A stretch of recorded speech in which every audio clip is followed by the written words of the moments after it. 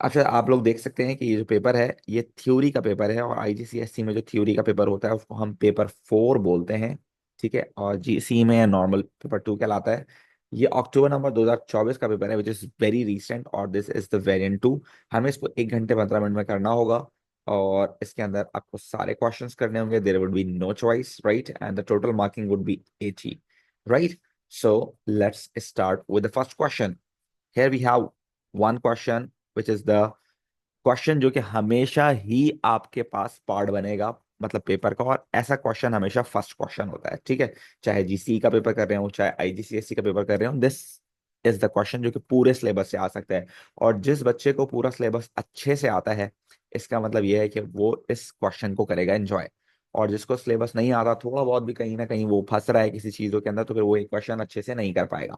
So let's see, ये सवाल किस तरह से होता है भाई। ये सवाल आपको जो है, कुछ पार्टिकल्स दे दिए जाते हैं, एटम्स दे दिए जाते हैं, एलिमेंट्स दे दिए जाते हैं, या ऑक्साइड्स दे दिए जाते हैं, या ऑर्गेनिक कंपाउंड्स दे दिए जाते हैं। कुछ भी एक तरह के कंपाउंड्स देकर वो आपसे अलग अलग सवाल पूछ सकता है।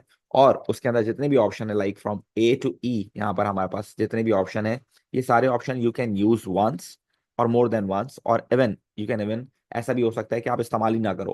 तो ये बताने की वजह यह है कि ऐसा ना हो कि आप लोग बोलें कि यार यही वाला आंसर होगा, क्योंकि हमने इसको तो इस्तेमाल ही नहीं किया अभी तक। ऐसा नहीं है इसमें, ठीक है। सो आंसर सेम भी हो सकता है। So let's start. The formula of the molecules A to E are shown in the table, you all can see this. ये क्या चीज है भाई? ये इथीन है। ये क्या चीज है? ये इथेनॉल है, carbon monoxide, carbon dioxide, chlorine, nitrogen dioxide, nitrogen, oxygen and sulphur dioxide. ये वो सारी चीजें हैं जो इनको आप डेफिनेटली जानते होंगे। Again, answer the following question about the molecule A to I. Each letter may be use once, more than once, और नॉट एट ऑल। ये एक बार यूज हो सकता है, एक से ज्यादा बार भी यूज हो सकता है, और ऐसा भी हो सकता है कि ना यूज हो। And we need to answer which of the molecule A to E. We need to answer in A B C, right? हमें A B C लिखना है इसके अंदर। ठीक है, चलिए तो स्टार्ट करते हैं। Is an element with the triple bond. तो बताइए, ट्रिपल बॉन्ड आपने अब तक किस मॉलिक्यूल में देखा है? Very good every one of you, बहुत सारे बच्चों को इस बात का इल्म है that we always find triple bond in nitrogen molecule.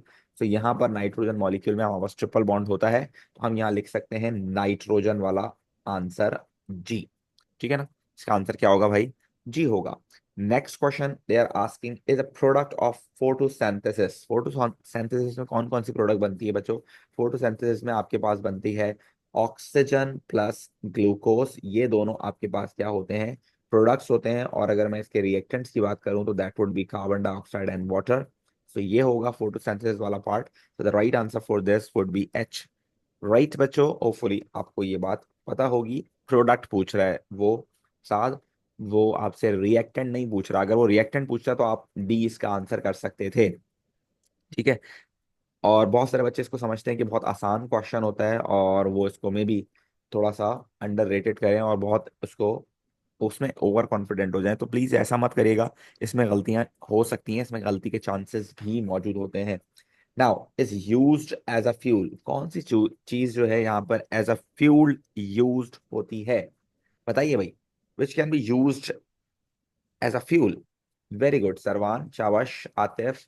यहाँ पर हम लोग इस्तेमाल कर सकते हैं इथेनॉल को। अगर आप लोग को याद हो, मैंने आपको लिखवाया था इसके यूजेस में that it can be use as an alternate fuel. ये ऑल्टरनेट फ्यूल के तौर पर इस्तेमाल हो सकता है, that is B. Ethanol can be used as an alternate fuel. Good job. Then turns lime water milky. और लाइम वाटर को मिल्की कौन करती है भाई? कार्बन डाइऑक्साइड करती है। And you need to keep remember कि लाइम वाटर का जो फॉर्मूला होता है वो होता है calcium hydroxide, and when you add carbon dioxide over there, calcium hydroxide basic है, कार्बन डाइऑक्साइड एसिडिक है, they combine together to give you calcium carbonate along with water. ये जो कैल्शियम कार्बोनेट है, इसके वाइट प्रेसिपिटेट्स जब colourless solution में आएंगे, so we said that यहाँ पर भाई lime water हो गया turns milky. Then they are saying undergoes a substitution reaction with alkane. That's good. अगर alkanes की हम बात करें तो alkanes के साथ substitution reaction कौन करते हैं? alkanes के साथ substitution reaction करते हैं halogens, and hopefully आप लोगों को याद होगा कि इसके अंदर आपके पास UV light is essential. So the right answer for this would be E, right? Then this is a colorless liquid at room temperature and pressure. Room temperature and pressure पे क्या चीज कलरलेस लिक्विड होती है? बताइए बच्चों, कौन सी वाली चीज इसमें कलरलेस लिक्विड होगी रूम टेम्परेचर एंड प्रेशर पे? रूम टेम्परेचर एंड प्रेशर पे आपके पास क्या चीज इसमें? एच नहीं यार, ऑक्सीजन है ना यार साथ। ऑक्सीजन कैसे लिक्विड हो सकती है? कलरलेस हो सकती है रूम टेम्परेचर पे, बट वो तो नहीं हो सकती ना बेटा, वो लिक्विड नहीं हो सकती।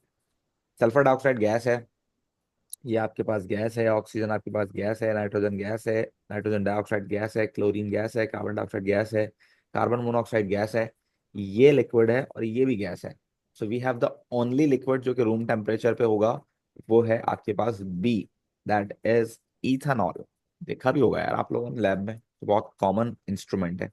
Then is unsaturated. कौन सा कंपाउंड अनसैचुरेटेड होता है? अनसैचुरेटेड कंपाउंड वो होता है जिसके अंदर कार्बन कार्बन डबल बॉन्ड होता है। And here we have the first molecule जो कि आपके पास है ethene, and this is actually unsaturated molecule. So the right answer for this would be A. ठीक है भाई। Then they are asking for is 21% of clean dry air. Air के अंदर 78% नाइट्रोजन और 21% आपके पास क्या होती है भाई? ऑक्सीजन। तो अगर आप इसको लिखना चाहें तो इसको भी अपने पास पेपर्स में लिख सकते हैं, and it will definitely help you while learning the concepts. So ये आपके पास आ गया इसका answer again H. And the last question is the reactant in the Haber's process. Haber process reversible reaction में आपने पढ़ा था, उसके अंदर जो आपके पास रिएक्टेंट्स होते हैं वो कौन कौन से होते हैं भाई? हाइड्रोजन आपके पास रिएक्टेंट होता है और नाइट्रोजन आपके पास रिएक्टेंट होता है। So when hydrogen plus nitrogen, they are going to give you what? Ammonia molecule. So nitrogen और हाइड्रोजन यहाँ पर रिएक्टेंट होते हैं, तो फिलहाल नाइट्रोजन हमारे पास मौजूद है। So we can answer it as G. Right बच्चों, so this is the question number 1 from this paper. Hopefully आप सबको ये बात समझ में आई होगी। मैंने बहुत ज्यादा एक्सप्लेन करने की कोशिश की है, जिसकी जरूरत भी नहीं थी।